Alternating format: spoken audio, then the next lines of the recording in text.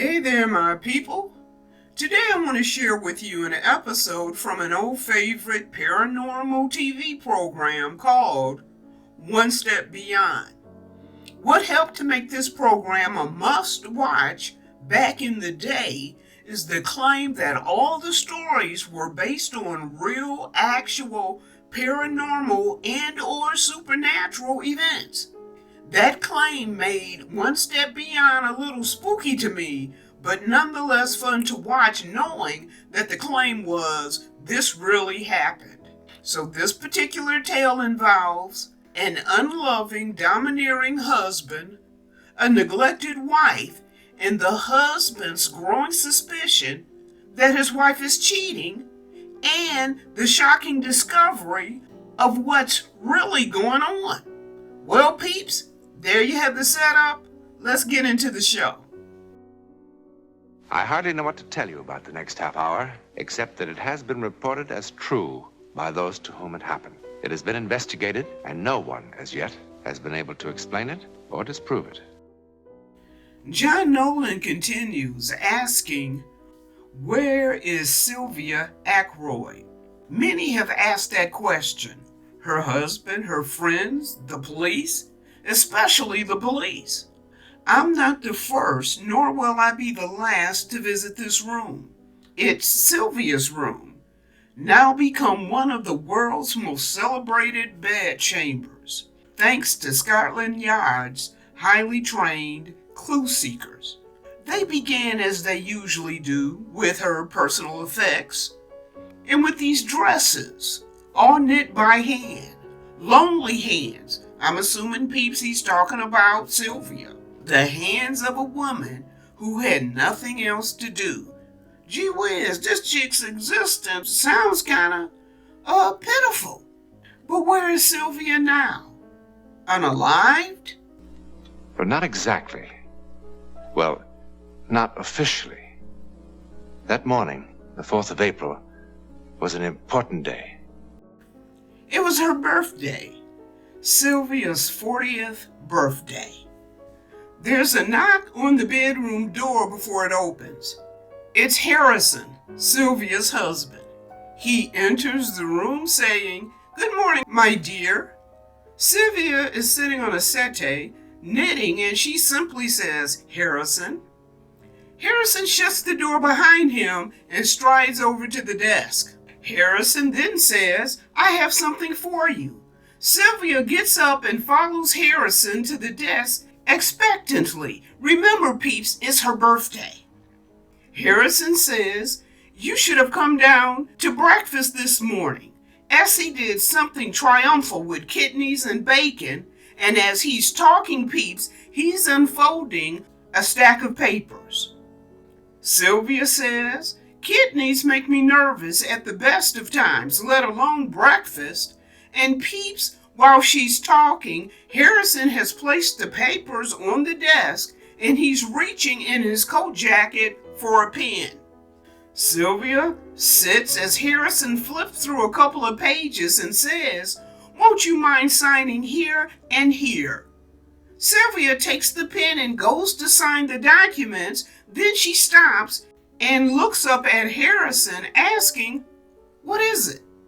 Harrison responds, "It's a new stock I'm buying. Now please, dear," he says, motioning to the documents, "I'm in rather a hurry." And peeps, the chick apologizes, saying, "I'm sorry, but I do like to be told about things now and again, especially since I am your wife and I'm signing my name blindly to something that can hem me up in a trick bag, since this is a legal document and me being ignorant of what I'm signing is no protection for me in a court of law." Okay, peeps, that whole last part was me embellishing on what Sylvia just said. But I think I encapsulated Sister Girl's true feelings. Peeps, I already don't like this dude. He all kind of suspect. It's like he's giving her the bum rush to sign off on something that he's not giving her time to read. Just sign. Which she does. And he says, Well, I'll tell you about it later. And oh, incidentally, I won't be home for dinner tonight. And Sister Girl says, I didn't expect you. It's Friday. You're always late on Fridays. And he snaps back merely because Friday happens to be the most opportune evening for filling business associates with expensive champagne. Sylvia says, of course. And Harrison says, as a matter of fact, I'm taking Horton Bassett out to Sunnydale. And he's saying this as he's scooping up the papers. Sylvia responds, really? Harrison continues, you remember Horton? He was with me during the war. The three of us used to go out together in Paris. Well, wow, peeps, he got a whole story here for Sister Girl about how he gonna be late because it's Friday night. And all the time he's weaving this tale, he can be telling her about whatever it is he just signed her name to. I'm just saying. Sylvia looks off glassy-eyed as if remembering, and she says, he was with us the night we won that waltz contest at Brick's Tops. He was with us the night we won that waltz contest at Brick Tops. That was such a beautiful, lovely night. You have a very good memory, my dear. I need it. Shall I give Horton your regards? Do. Is it me, peeps, or am I detecting a hint of jealousy here? I can't imagine why, because, brother man, you're the one stepping out on your wife on her birthday that you apparently don't remember because there's no gifts or plans for a birthday dinner date with her. Harrison says, well, have a good day, and Sylvia responds, you too, and he turns and leaves the room.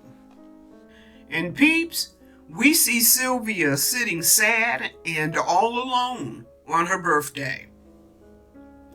In the next scene, we see Sylvia headed down into the basement. She's just looking around when she goes over to a wardrobe. Just as she's opening it, Essie, the housekeeper, calls out, Mrs. Ackroyd, where are you? I'm down here, Sylvia responds, and she kneels over a tall carton of packed clothes. Essie asks, what are you doing down there? And Sylvia responds, celebrating my birthday. Coming down the stairs and seeing Sylvia, Essie says, oh, thank goodness, I've been wanting to get this place cleaned up. 10 years this stuff's been lying around here. Sylvia takes a dress out of the cart and says, all the things I had in Paris. And she's sort of reminiscing. As for Essie, she's looking through the clothes in the wardrobe and she says, oh, the welfare people could use some of these. Here's a perfectly good sweater, she says, taking it out of the wardrobe and holding it up. Sylvia says, no, Essie. And she comes to her feet, taking the item from Essie's hands. Sylvia goes on to say, this saved my life. We didn't have any heat during the occupation. Peeps, by the term the occupation, I believe Sylvia is referring to a time during World War II and Germany's military occupation of Europe, France, and some other countries. Remember Harrison talking about Horton being with him during the war and how the three of them used to go out together while they were in Paris? I'm sure Sylvia is referring to occupied France and the hardships she had to endure. The occupation resulted in food, fuel, like for heat, and other basic goods being rationed out, resulting in many people living in poverty. Essie says, living in the past when them things could keep some poor kid warm?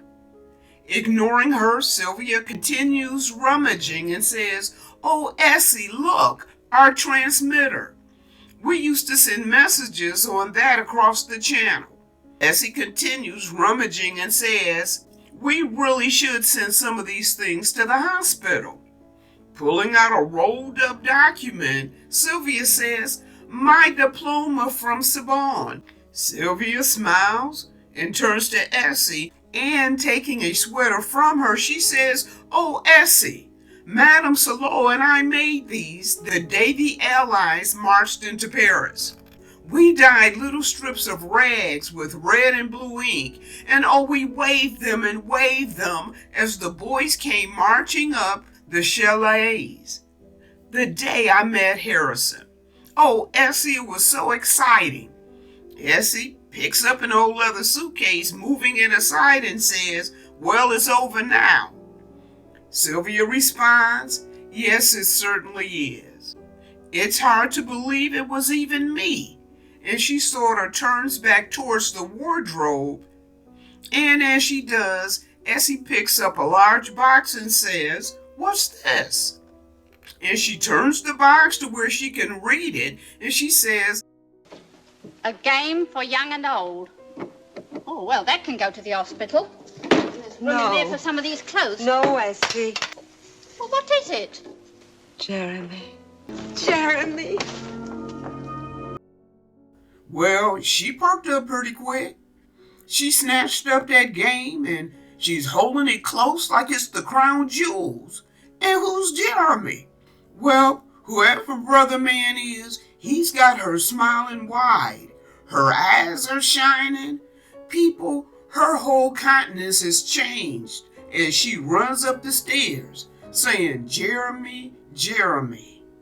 Oh, what a difference a few minutes can make. Next, we see that Sylvia has rushed up to her bedroom. Not only does she close the bedroom door, but she locks it too. Like, you know what? I don't know. Now I'm getting nervous. What is this about? Peeps, this chick rushes over to the bed, sets the box down and opens it. And, okay, you know what? Here we go. I knew there was an Ouija board in there somewhere, but I didn't know how it was going to show up in the story, or, how all that was going to fit in. And, you know what? Her holding this thing like it was a lifeline and going, "Jeremy, Jeremy." Okay, you know what? Y'all know I'm scared. If this chick conjures something up, I'm out. I'm telling you this right now. It's over with right on the spot. Okay? One Step Beyond, Season 1, Episode 14, titled The Secret. Okay? Y'all on y'all own. I'm not kidding. Come on. They already say that this whole One Step Beyond program thing is about real stuff that happened for real in real life. Oh, why did I even bother with this? You know what? Warning Will Robinson. If something shows up, I'm done. I'm out. Okay, that having been said, let's continue. So Sister Girl puts her fingers on the triangle-looking thing, and peeps, it doesn't take long for the thing to start moving. Sylvia's eyes are closed like she's in a trance. And, okay, is it just me, or is she saying that this Jeremy dude remembered her birthday? Jeremy.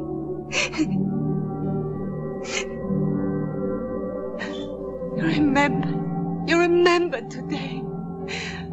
Oh, bless you. I needed it so much.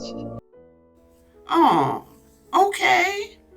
That's not really scary, peeps. It's a little unnerving, I will admit. But you know what? It's kind of pitiful. In a sad kind of way. Next, we see Essie walking down the hall towards Sylvia's bedroom. And people, is it me or is that whole cake on fire? I get it, you put the number of years as candles on the cake. But really? Well, Essie is getting closer to the door and she hears something. Peeps, she leans in and you can hear Sylvia laughing. Like Sister Girl is having a grand old time.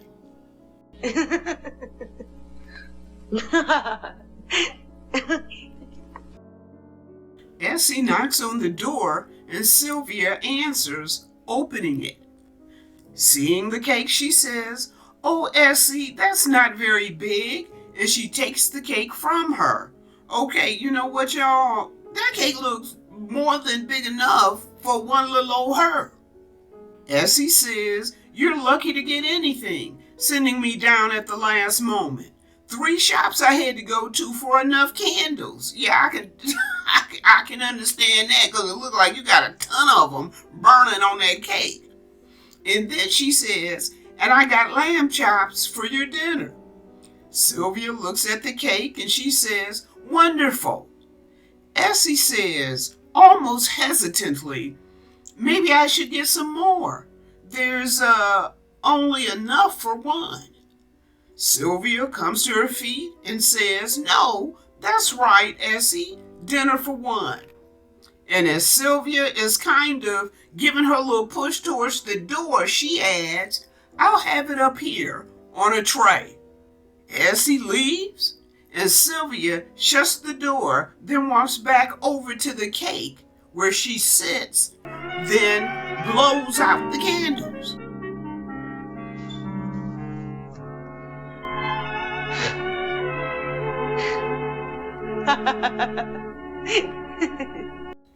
Now, okay, people, is it me? Or do you get the impression that there's somebody else in this room with her? It's the next morning, and Essie is fixing Harrison's plate. She puts his plate down in front of him, and then she says, "Sir, I was wondering if you knew a man called Jeremy." Peeps, he doesn't even look at this chick, and he's acting as if he didn't even hear what she just said. Then Harrison says, "Doesn't that look good?" talking about his breakfast plate. And then he looks up and asks, "Jeremy who?" Essie says, "I don't know. He came to call on Mrs. Ackroyd yesterday." Harrison is putting salt and pepper on his food, and he says, Jeremy. Oh, probably Jeremy Carlos from the Spanish console. What did he look like?" Essie says, "Oh, I didn't see him. He came when I was down at the shops. Mrs. Ackroyd asked me to get her a birthday cake." And Harrison cuts her off and says, "Was it her birthday? Heavens, Essie, why didn't you remind me?" Essie shrugs and says, "Well, anyway, it was quite the party." Harrison says, "Well, good. I'm always telling Mrs. Ackroyd she should have more friends and have a few laughs." Essie says, "Well, there was plenty of laughing yesterday. I could hear them even when I was down here dusting the sitting room." And she's walking away just as Sylvia is coming into the room. "Good morning, darling," Sylvia says to Harrison. Harrison responds, "Good morning." And as Sylvia is walking over to the table where the food is laid out, she says, "Oh, I'm so hungry this morning. I could even eat kidneys." Harrison says, "There's scrambled eggs." And Sylvia says with a smile, "Oh, so there are." And she spoons some onto her plate. Harrison says, "Darling, I'm sorry about yesterday." Sylvia turns and says, "What?" Harrison says, "Your birthday." Sylvia says, "Oh, well, darling, I forgot yours last year. Anyway, I thought you were just being tactful. You know how women dread birthdays." I was thinking that's one advantage in not having any children. Harrison says, "You never miss an opportunity, do you?" Sylvia says, "I didn't mean it that way. I just meant this way I can stay the same age forever." Harrison says, Anyway, I'm glad you had a nice day. I did. "Peeps, this is gonna turn into something. This is the happiest we've seen this chick since this whole thing began. And you best believe it's not missed on her husband." I did. She says all dreamy like. "And he knows there was a dude in the house yesterday." "Oh yeah, buddy. Let's see what happens next. Essie tells me you had quite a party. Who was here?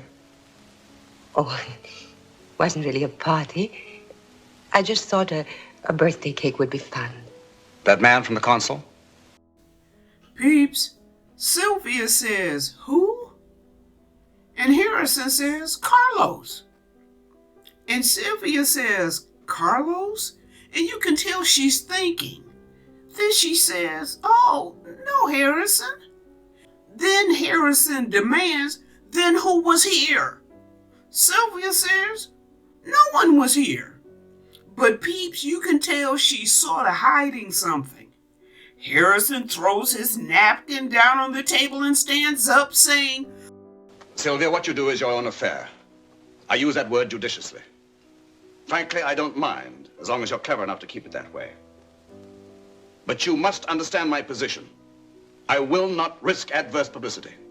I don't intend to find my name in the morning papers. Then he says, I hope I make myself perfectly clear, and he turns and storms away. When he's gone,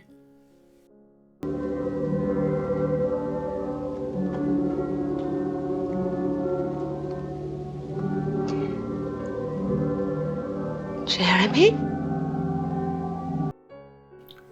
okay, either this chick has gone off the deep end, or she has conjured up the ghost of this Jeremy dude, and he's loose up in this house. Peeps, I don't want anything to be wrong with Sylvia. This chick is a sweet kid. She's just locked in a lousy, lonely marriage to a neglectful, cold, and unloving husband who, I think he's stepping out on her. But, come on, people. I hate it when stuff get loose in the house. All right, let's see what happens next. Next, we see Harrison just barreling into the room and over to where Sylvia is sitting. She says, Harrison, you're early. Harrison says, where did you go tonight? Oh, Sylvia said, I got bored with the house, so I thought I'd dine out. It's Friday, your night out. I thought it was time for my night out too. Okay, we girlfriend. You did not just say that. Harrison demands, where did you go? Sylvia says, Quilino's. Harrison asks, did you see anyone we know? Sylvia says, yes, I saw the Bradens. Harrison said, and did they see you? Oh, we y'all sister girls getting a third degree here. And she responds, they were sitting at the next table. Peeps, he's giving her some kind of look, like he's perturbed, and she's just sitting there smiling, all sugary sweet, like she could care less about his attitude. Harrison snatches up the telephone and says, well, you're going to tell Lily Braden right now how delightful it is to have your cousin over here on a visit from France. Wait, what? You know what, Peeps? He's assuming Sylvia was there with a man, and he's coming up with this story to explain why she's out with this guy. Sylvia looks him right in the face and says, no, I won't, Harrison, because Lily wouldn't know what I was talking about. Yes, they did see me. In fact, they asked me to join them because I was by myself, dining alone. You're a liar as well. Oh, gosh. Dare you? Oh, no! Oh, girl! Poor kid. We're seeing more and more of how she's not happy with this man. We next see Harrison in his office, and he's talking to what appears to be a private investigator. He's got this dude following Sylvia around. What happened to you do you, boo, just be discreet? I guess brother man changed his mind regarding his wife having the same freedom he has. Harrison says, now what about this afternoon? The guy says, "I haven't had time to type it up yet, sir. Here you are," and he hands his notebook to Harrison. Harrison starts flipping through it, and he reads from the book. 12:30, cold lobster and salad at the Dover Butchery. Proceeded along Dover Street to Bailey's Gallery in the Princess Arcade. Made a purchase of 4 pictures. Did you see what they were? Harrison asked. The investigator said, "Well, without getting too close, they look like military prints. Soldiers in different kinds of old-fashioned uniforms." Harris walks around as he continues reading. 1:40, took a taxi alone to the Lancaster Square Cinema, American musical starring Sid Charisse. Harrison asks, "Did she meet anyone?" The investigator said, "Not today, sir." And Mrs. Ackroyd left the cinema and took a taxi home. Harrison asks, "No visitors to the museum today?" The investigator responds, "No, not today, sir." And Harrison asks, "And all this time she never talked to anyone?" The investigator says, "Well, not to anyone, sir. What do you mean? Well, when she thought no one was looking, she talked a lot, sir. In a low whisper. And laughing, sir. Your wife laughs a lot. But always to herself." I see. So, does this mean this guy can follow her out of the house? Peeps, I don't believe Sister Girl was walking around talking to herself. I think that guy Jeremy was with her somehow. Okay, let's keep going. Jeremy, why can't I see you? Oh, you're always saying one day, one day. It's maddening. You know what? I don't believe this dude bugged this house. He is a real piece of work. What happened to "you do you, boo, and I'll do me"? You know what I think the problem is, peeps? I think this chick has been floating around the house on cloud 9, happy and giddy. She could care less about Harrison's late Friday nights. She's leaving the house, going to fancy restaurants, in the museum, and to the movies. And wherever she goes, she's happy. Remember the investigator saying to Harrison, "Your wife laughs a lot." That's what's burning in his tush, peeps. Sylvia is happy. Her eyes are shining bright. Her heart is full and joyful. And it's all because of another man. And that whole long speech about, "I don't care, just be tactful and discreet. I don't want to see my name in the gossip papers." Well, apparently all that flew out the window pretty fast, because he's hired an investigator and bugged the house. Peeps, this is pretty extreme behavior for a guy who's all but ignored his wife for the whole time we've been watching this. Okay, people, now there's this. Now, Jeremy, don't tease me. I couldn't bear it if you... When? Jeremy, tonight. What time?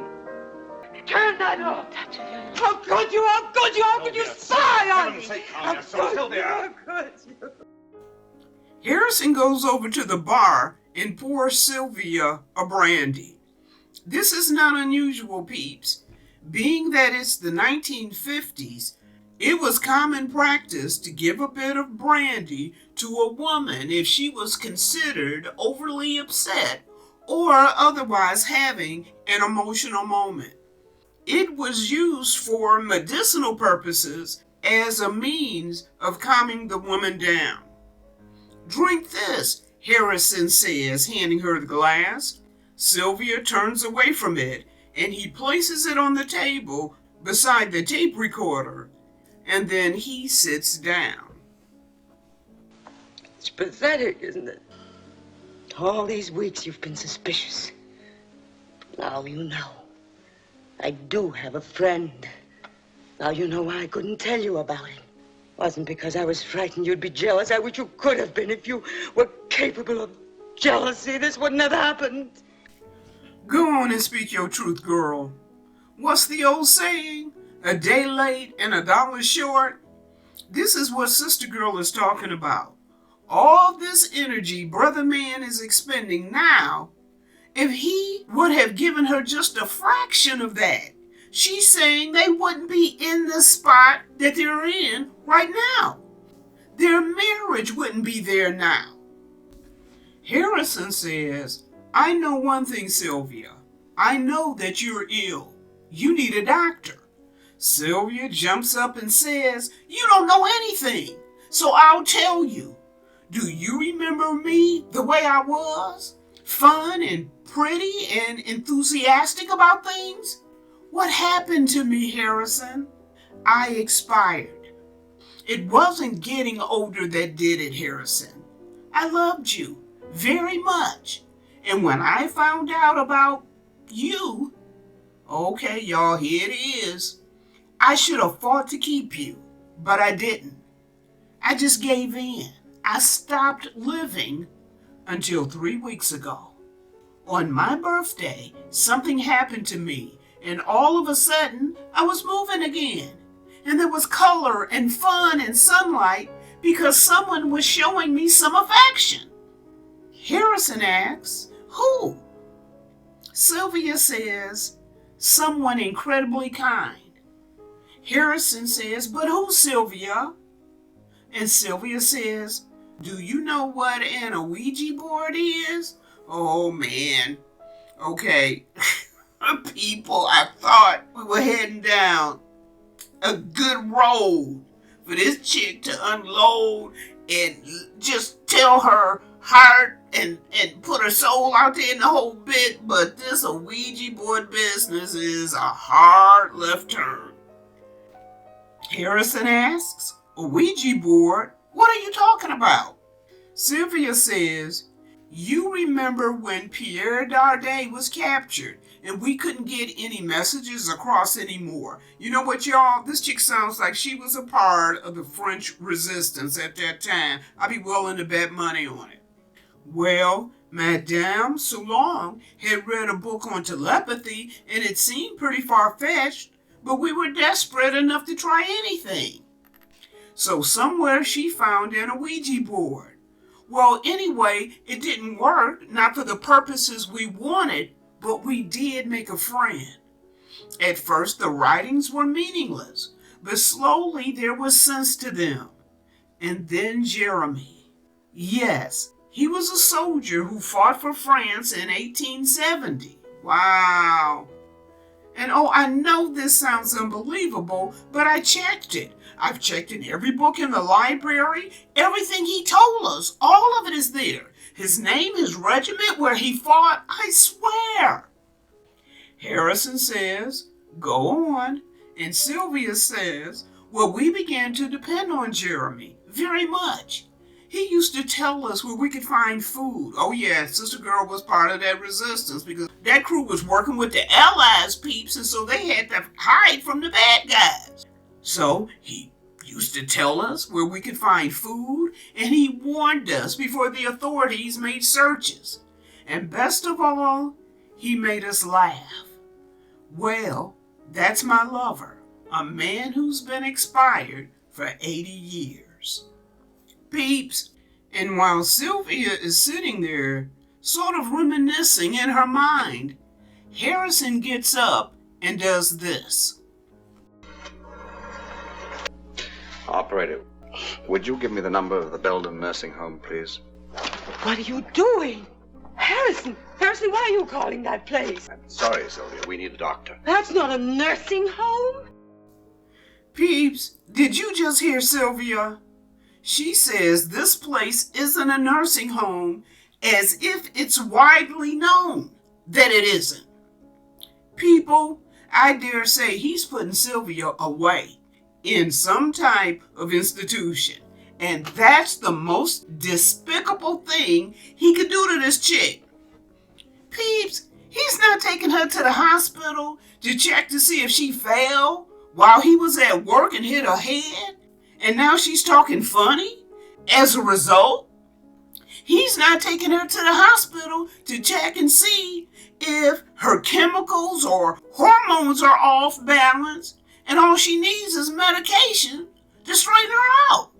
No, his first go-to inclination is to call a quote-unquote nursing home that everybody knows in reality is an institution. Unfortunately, peeps, he has more say than she does. This is the 1950s. This is the patriarchal society of the 50s, where the man was the head of the house and the head over the women and the children. In society of this day, Harrison has the final say, and Sylvia has none. Look, people, he cannot divorce this chick. Again, it's the 1950s. Rich people or people of standing in the community didn't go around getting divorces. That was frowned upon. There was a stigma attached to divorce back in the day. Regardless of if you were unhappy, you stayed together. Can you imagine in this society how divorce would look for Harrison? A businessman who couldn't keep a wife, couldn't make his marriage work. His reputation would be tore up. He might even lose some business. Oh no, he wasn't doing that. As a matter of fact, he likely sees this as a blessing in disguise. He has ultimate control over her while still maintaining his good name and good standing in the community. And he can step out on her willy-nilly because her being in this place wouldn't be a black mark on him. She went off and he's taking care of her. What a great man. What a dutiful and caring husband, they'll be saying. Peeps, this dude's a dog. He really is. Well, peeps, Harrison is connected with a doctor and he says, "This is Harrison Ackroyd speaking. Could you come over to my house, please, as quickly as possible? It's my wife. Yes, we live quite nearby." And peeps, Sylvia is shouting in the background, "There's nothing the matter with your wife." To no avail. Harrison gives him the address and says, "As soon as possible, please," and he hangs up the phone. People, Sylvia has a bit of an outburst, naturally. And all the time, Harrison is grabbing her and telling her to calm down. And she calls out for her life, for her future, for all of her tomorrows going forward, people. She calls out. Jeremy, you promised. I never needed you so much. Jeremy! Sylvia! Some short time later, there's a knock at the door. Harrison heads towards it as the housekeeper, Essie, answers it. Then she announces the doctor is here. Harrison walks across the room and says, "I'm Harrison Ackroyd, and that's my wife," he says, motioning to Sylvia, who's still a bit distraught, and she's crying a little bit. You can trust me. You'll be happy where you're going. Come on now.